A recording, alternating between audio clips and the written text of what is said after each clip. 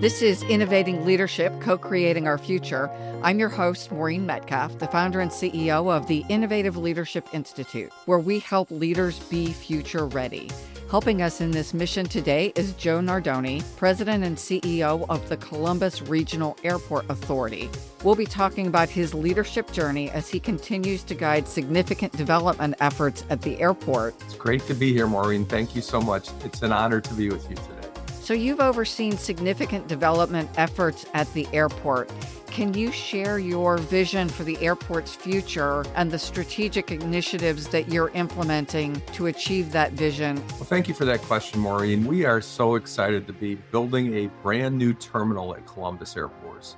Columbus is a very dynamic, what I call charismatic community, yet the airport here is the only thing, as I like to say, around here that's older than me. It was opened in 1958. They've been talking about a new terminal for decades. When I arrived in Columbus in 2018, during my interview process, our board said, "Can we build a terminal?" I said, "Sure, let me figure that out." And I looked at the financials and they had $15 million. So 15 million towards a couple of billion doesn't really go very far. So the last 6 or 7 years, our team, with extraordinary leadership of our board of directors, has put us in a position to save $250 million, which we needed to convince the airlines to allow us to build this terminal, because ultimately the airlines pay a big share of the bill.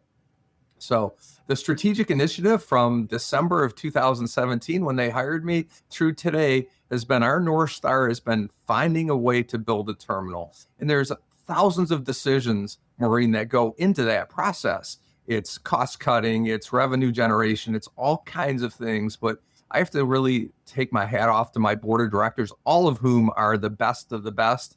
We have an extraordinary board of directors, leaders in the community, and our team. Maureen, our team stayed with us. I describe it as Columbus grit. As you know, Maureen, I'm from Detroit, and we have something called grit up there. And we had plenty of work to do and a lot of sacrifice to get to this point where there's now about $200 million of construction that's been taking place over the last few months. But since when we hired our architect in 2022, this has been a work in progress. When did you break ground? So we officially broke ground on December the 9th of 2024, but I can tell you that that was the formal event. We had been really working on this for some time. There had been a lot of projects that had been done in advance of this project. There's a lot of things that were underway, a utility corridor, different ways to make sure that when we get to this point, we could actually execute. So we put a lot of the basics in place. And now you're really seeing the actual construction contract, $1.6 billion with the largest airport contractor in the U.S., Hensel Phelps. We also hired preeminent architects, Gensler, who is the largest architect in the world, who's designed airports all around the world, to have the best combination, the best professionals in the business to make sure Columbus ended up with the absolute best airport that we could build for them. That links brilliantly to this idea of a sense of wonder. What do you want new visitors to come to Columbus feel about this city and this region?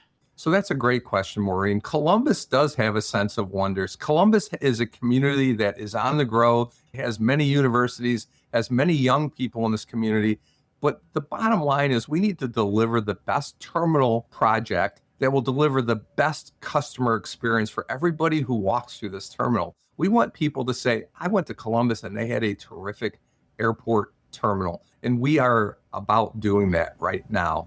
It's not just seeing things. It's not just about concessions. It's not just about curb front. It's not just about the design. It's about the experience. How do you feel when you use the Columbus airport? And we've endeavored from the very beginning to make sure it was a good experience for people.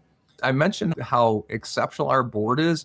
Our board said, "Hey, Joe, we don't want you comparing against any other airports. We don't want you comparing against other forms of transit. We want to compare you against LinkedIn and Apple and all the most progressive companies in the world that will give people the best experience and make sure they don't forget Columbus or their visit here." You've traveled around the world. what was a characteristic of an airport that you felt really stood out and made you feel welcome and gives you the positive sense of wonder of, I really want to engage with this community, and that engagement started with stepping off the airplane? I just had an experience at Salt Lake City. Now, this is pretty flatland. This is Ohio. We don't have a lot of water and we don't have a lot of natural features. But when I walked out of the airport at Salt Lake City and could see the Rocky Mountains, that was extraordinary. So while we can't compare to that, that brings a certain sense of place into that airport, right? So our sense of place, I can tell you that we are creating beautiful vistas by having views of downtown from our concourse. And we're going to have a grand marketplace where most people can see their gates from a central location. So it's the comfort and warmth of the terminal that we have now. We've pulled everything very close together. We have a consolidated rental car facility that's close. We have a new parking structure that's close. So we pulled everything together, but it's the warmth of Columbus in the most modern facility. A feeling of innovation and warmth really does seem to epitomize how we present ourselves, and airport terminals are not always known for their warmth.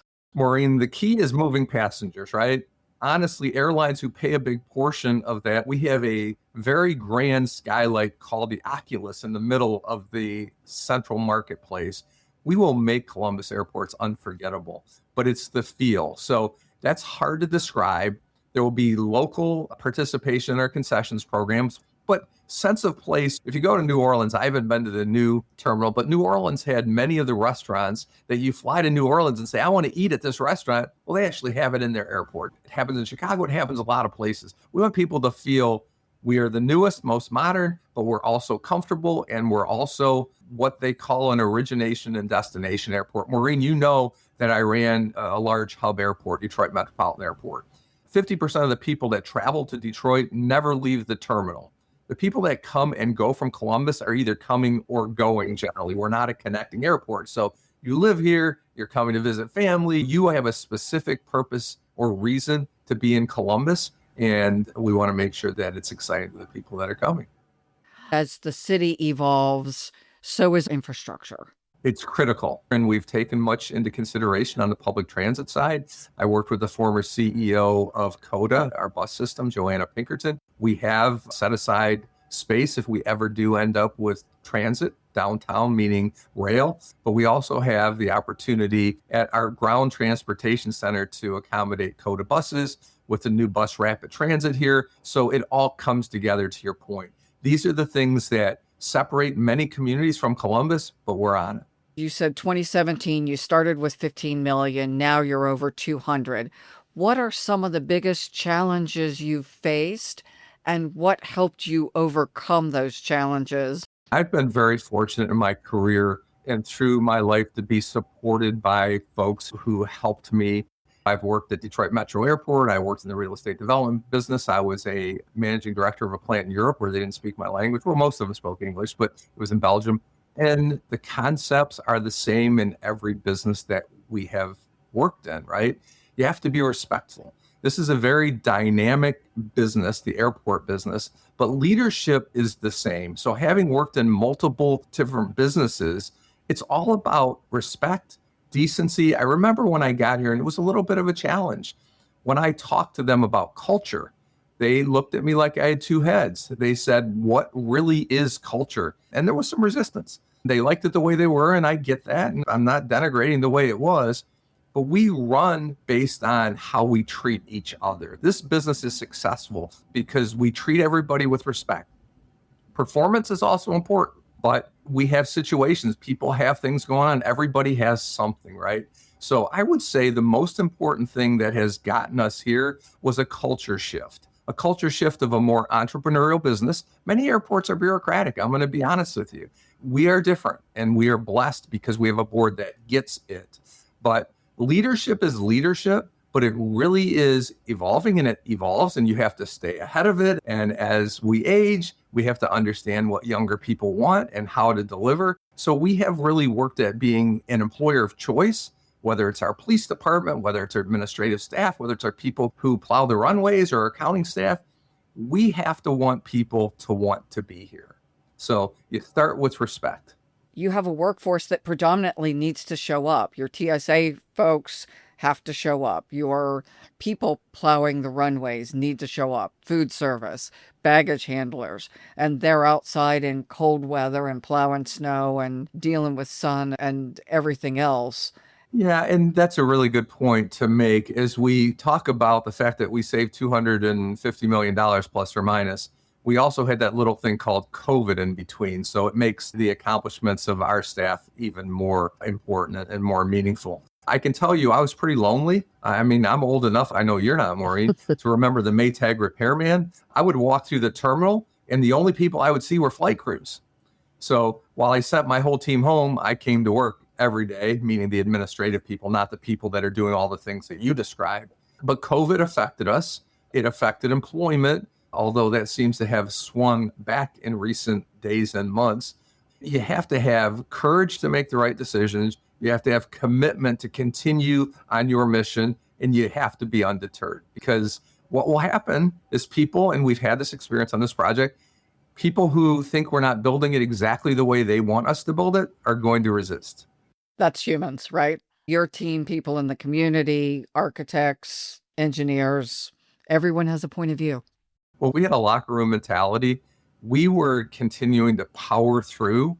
And as long as we kept our North Star, and on our project, we really feel like lifting up the community is critically important. We received some resistance from outside parties, from unions and from political leaders and others, because they felt like we weren't making the right decisions, but we were not to be stopped. And that's what I call grit. We would not be here today if it was not for the impressive work of our team, sacrificing, understanding where we were going, and making sure that we had each other's backs. If you have each other's backs, look, we don't all agree, things happen, but as long as you continue following that path and treat people with respect and decency and make them a part of the team, allow them to be heard, and continue to move forward, we had that sort of locker room mentality, and that's why we are where we are today. And I have a great debt of gratitude to my team because they followed where we were going. You have worked hard to build the team. People have resigned over the tenure, and something like a third of people will leave during a major transformation because, one, just the economy's changing, the world's changing, folks come and go.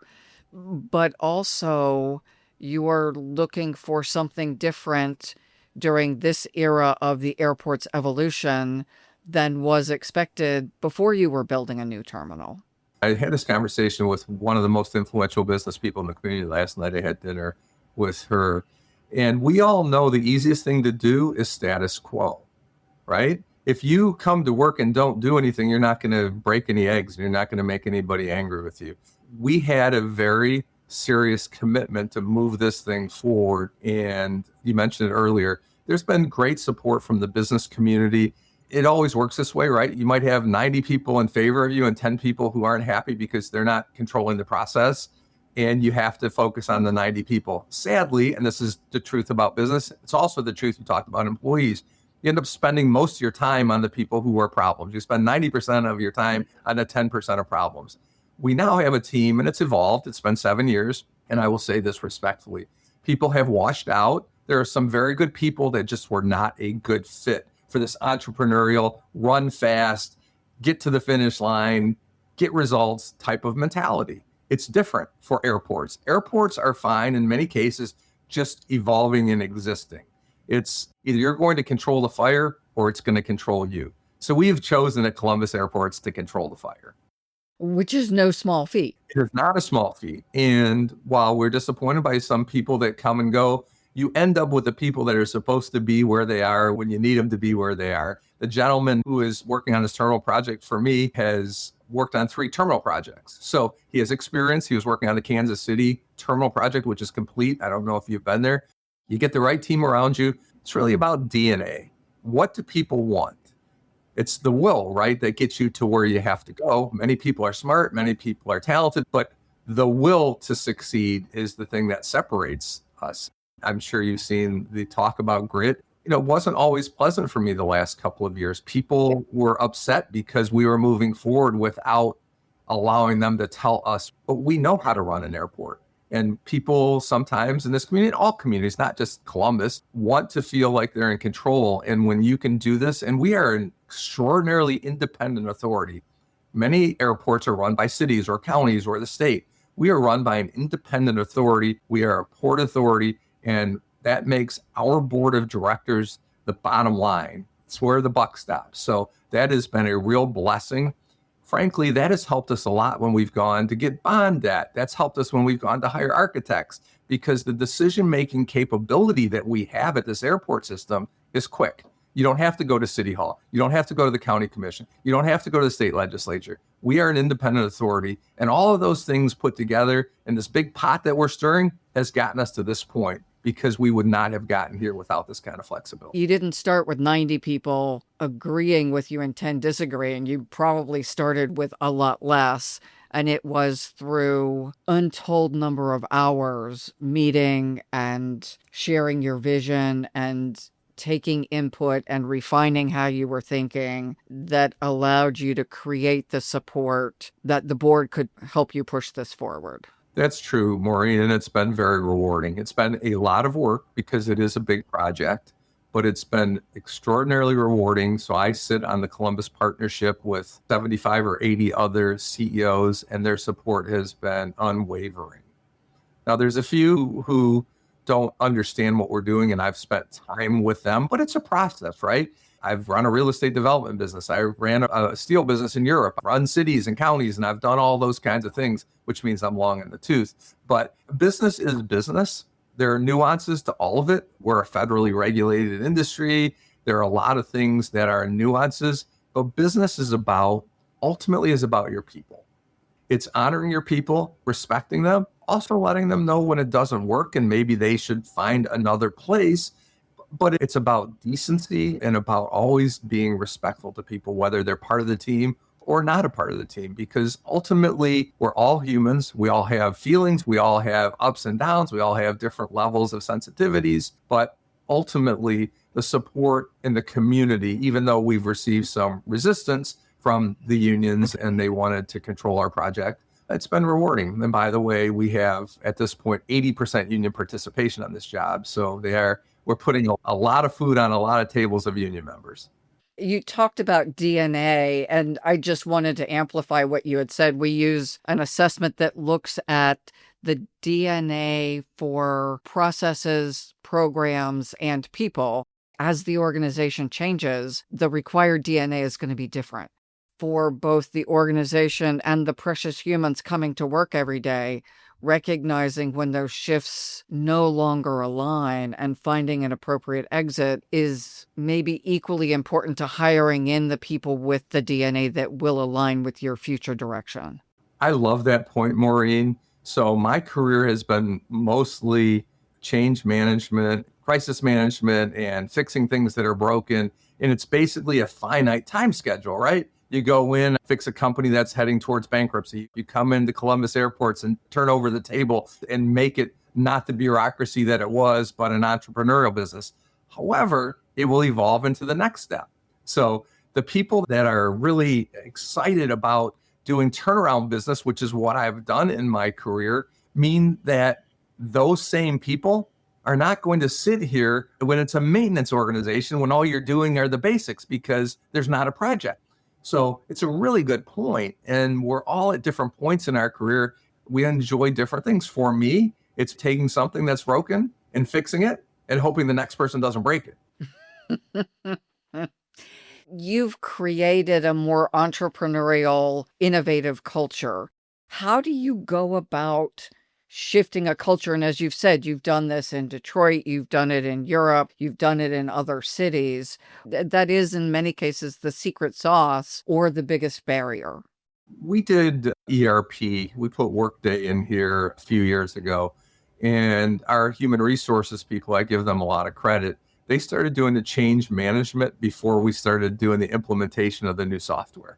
So that was critical in our success. Getting ahead of it. I can tell you, and we all know this, change is a very difficult thing. When I arrived in Columbus, there was okay, here's a guy, he's entrepreneurial, he let people go in Detroit because he had a culture that he wanted. If you're not respectful to the people, you're not going to work here, okay? You can let somebody go, but if you don't do that with dignity and respect, you're not going to work here. We don't go for the yelling or the foot stomping or any of that stuff.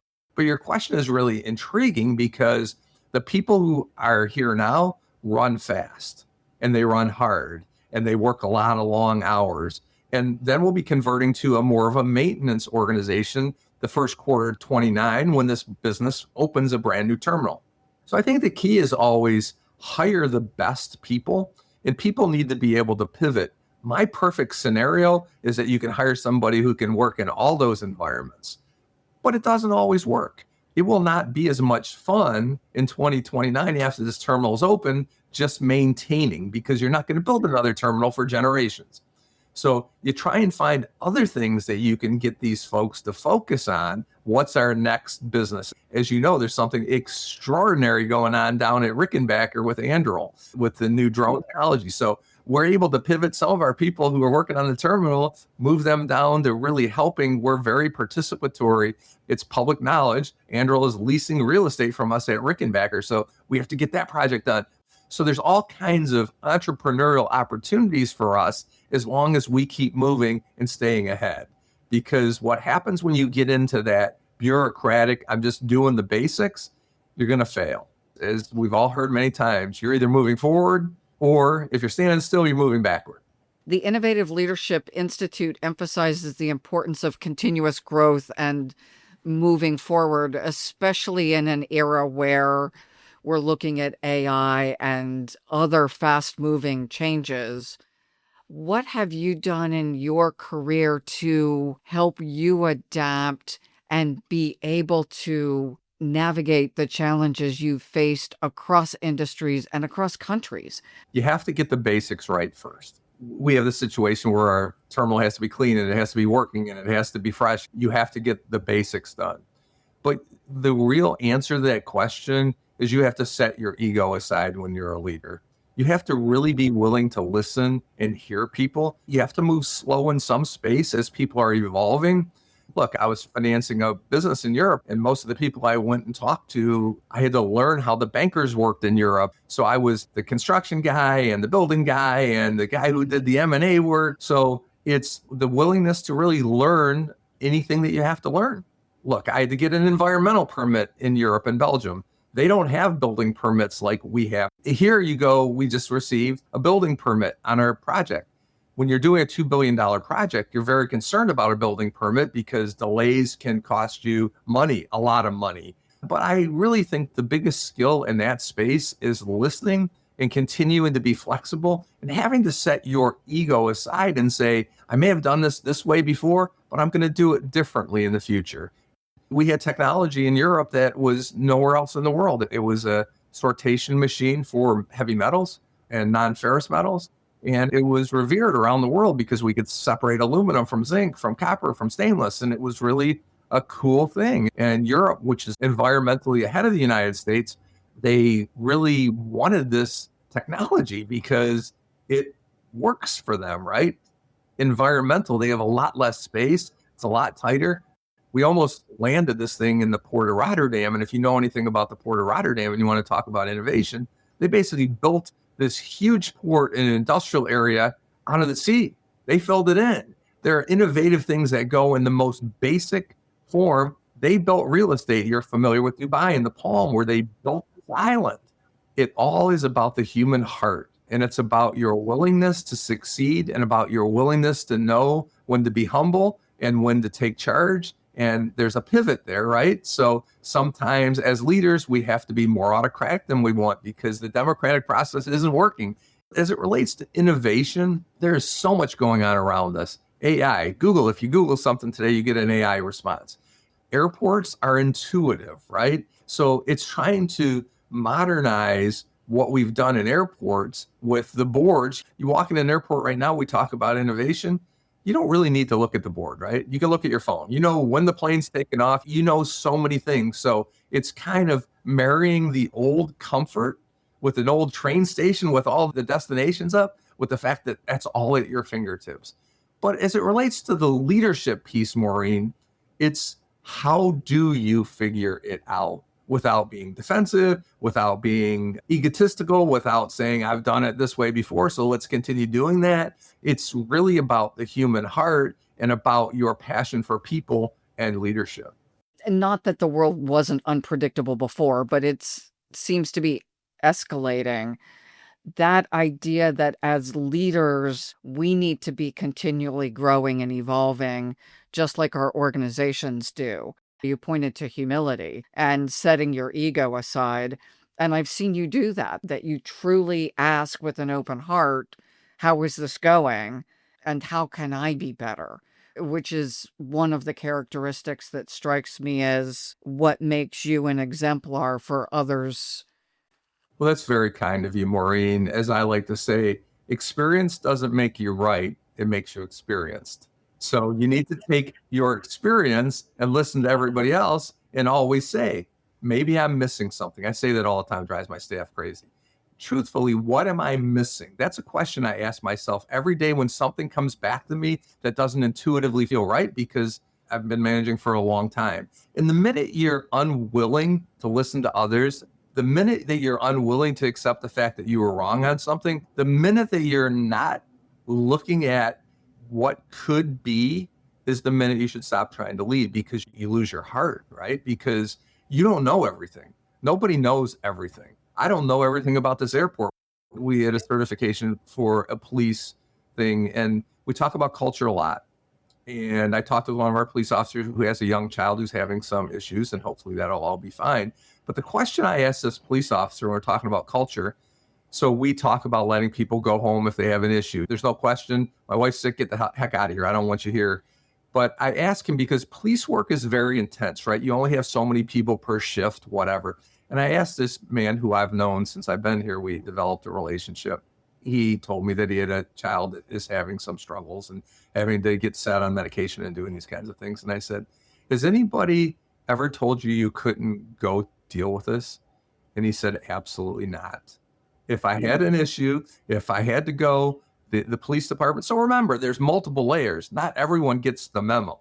So what I heard from this young man was that the police chief and his lieutenants and his sergeants are all following the same culture that we're trying to create by saying, your son needs you, get the heck out of here and come back to work when you can. And that's really, really important to me.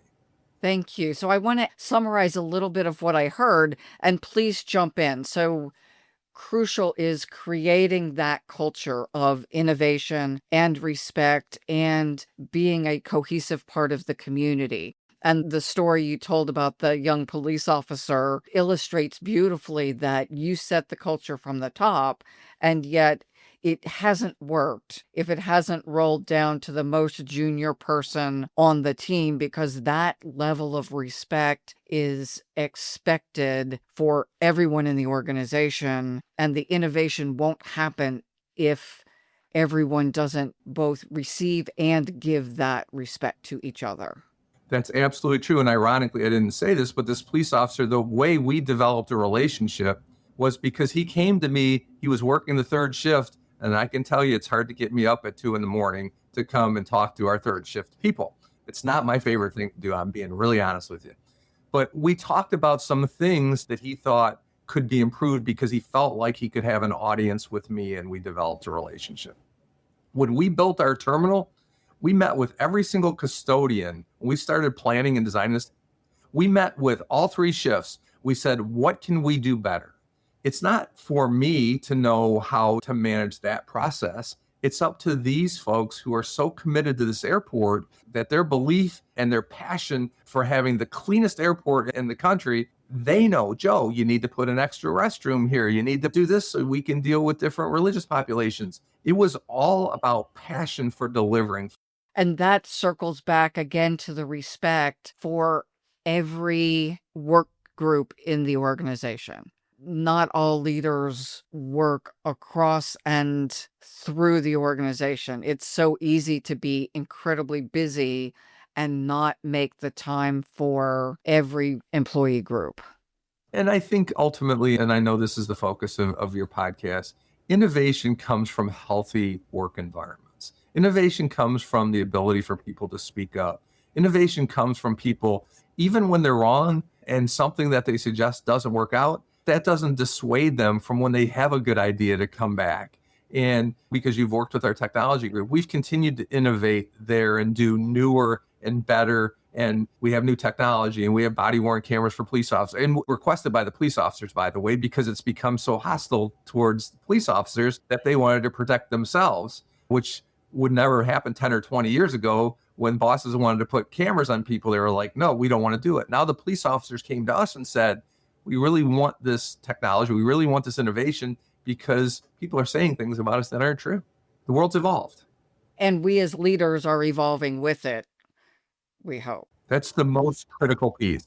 One of the other things you talked about is the DNA, and I heard that expressed in different ways, life cycle of an organization going from bureaucratic to entrepreneurial, having grit, that individual people need to have the grit, and the culture feeds also into the DNA. To hire the right people within your team, on your board, and that impacts how you interact with the community and how you interact with the mission of building a new airport versus we run steady state.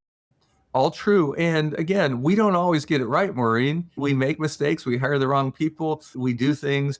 I like to say when we were trying to build a plant on the East Coast, up and down New Jersey and Maine and up the whole northeastern coast, New England, I get thrown on every city hall between Boston and Kennebunkport, Maine. You can't be defeated. You have to just keep it going. And sometimes it hurts, right? So plenty of mistakes, a lot of smoke on the battlefield, but success because we just have to continue. And stubbornness maybe is either a good trait or a bad trait, but there's certainly some of that involved with grit. And then a third thing I heard, while you have more autonomy as an airport authority, you wouldn't have gotten where you've gotten as a CEO and president without cultivating those relationships, hearing the feedback, negative and positive, and building alignment, which I'm assuming has meant micro adjustments and macro adjustments to ensure that you're meeting the goals of the largest group of stakeholders. That's absolutely true. And what I would say to that is while we spent a lot of time dealing with naysayers and people who are not happy for whatever reasons, the true story here is collaboration. It's cooperation. It's leadership from our board. And they never blinked. They always knew, but realizing these people that are driving by have an opinion and they know nothing about really what we're doing. Our board sits in all these meetings and our board is participatory in our planning and our board knows how we're spending money and our board manages and signs our documents when we go to the bond markets and sell $1 billion to $100 million worth of debt. And the bond rating agencies are saying, Columbus Airport, you really have something good going on there. We're vindicated through the business process. So our board knows this every step of the way. Our team knows this every step of the way. The second guessers and the people who are out there who, for whatever reason, want to be heard, they don't know our locker room. Our locker room continues to flourish and execute. I want to wrap up by asking where people could learn more about the Columbus Airport and about you. Well, I'm not that interesting, Maureen. So you can find out more information about the terminal project at flycolumbus.com. Thank you very much, Joe. And thank you to our listeners for joining us today on Innovating Leadership, Co-Creating Our Future. If you're interested in elevating the quality of your leadership, the Innovative Leadership Institute offers best-in-class leadership development, executive advising, and organizational transformation services. Send me a note at inquiries@innovativeleadership.com. The world's most successful leaders are created here.